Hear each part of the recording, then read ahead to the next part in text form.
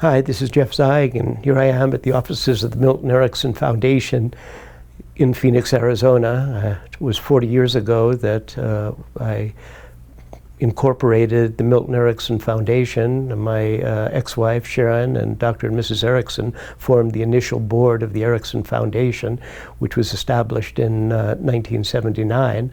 I've been recounting the experiences that were between December 3 and December 5 of 1973, my first visit to Dr. Erickson. Again, I was Dr. Erickson's house guest.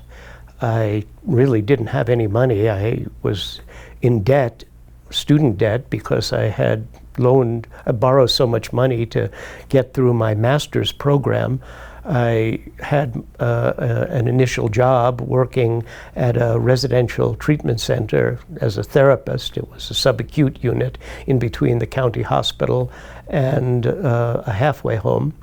But I really wasn't earning very much at the time, and I was blessed because Dr. Erickson allowed me to be his house guest, and there was a kitchen there, and I could walk across the street to the grocery store and feed myself, and I didn't have a way to fly there, so I drove my Volkswagen across the desert. And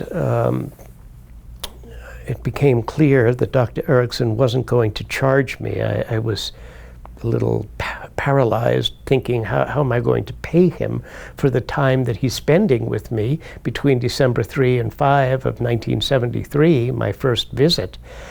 And it became clear that he wasn't going to charge me. So his daughter, Roxana, took me to a shopping center, and there at the shopping center there was a crafts fair, and there were artisans, and they were demonstrating and they were selling their art.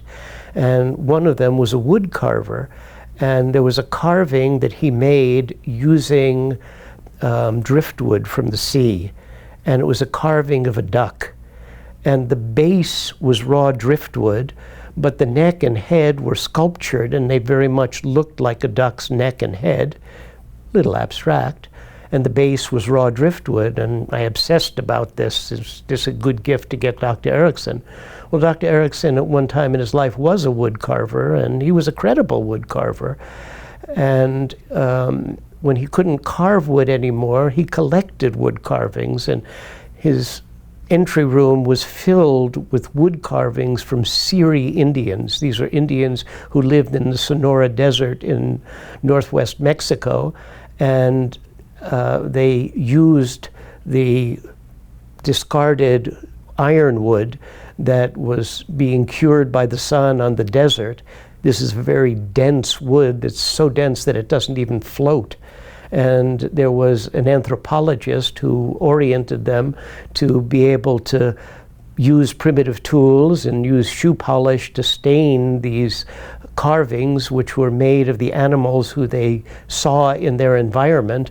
And Dr. Erickson loved these carvings, and his entry room was filled with museum quality carvings. I think that Dr. Erickson's collection was even more impressive than the ironwood collection in the Heard Museum, the Museum of the Southwest, museum about Indian culture.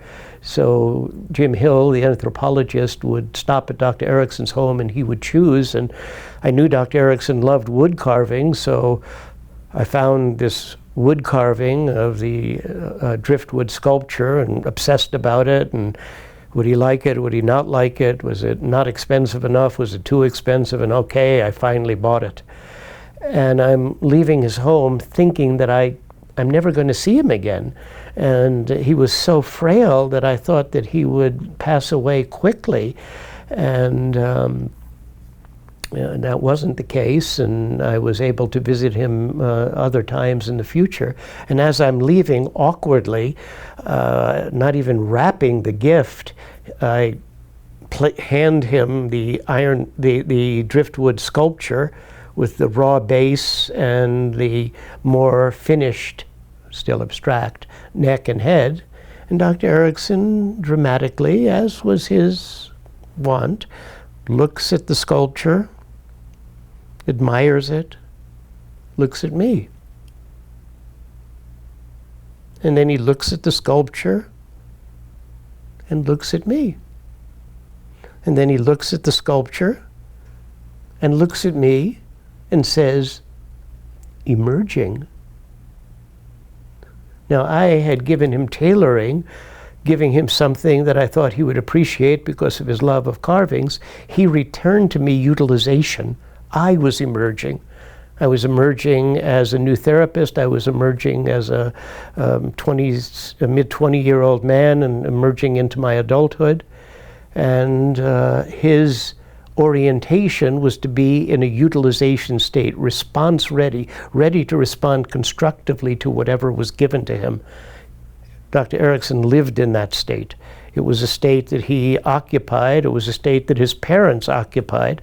Erickson having been born in a 3-walled, dirt floor log cabin in a mining camp outside of a village in Nevada, where the wagon train came in frequently, and so whatever objects you had to be able to utilize them in many different ways. Erickson was born into a utilization mentality, but utilization was a centerpiece of his therapy. All of the cases that Dr. Erickson added to the literature, an enormous number of different cases, maybe 300 different cases that he added to the literature, but all of them are based in this idea of utilization. He was in a utilization state, response ready, ready to respond constructively to whatever existed in the situation. And he did that with me, and it was an epiphany, a moment of really understanding the essence of being response ready. Psychological problems can be considered failures of utilization. The patient believes that he doesn't have a resource to cope adequately or to change. The therapist enters immediately. It's the first trance. The therapist is in a state of utilization, response ready to utilize whatever exists. So I went home. I was living in the San Francisco Bay Area at the time, and I thought that I would never see Dr. Erickson again, and suddenly I got an invitation to a family wedding.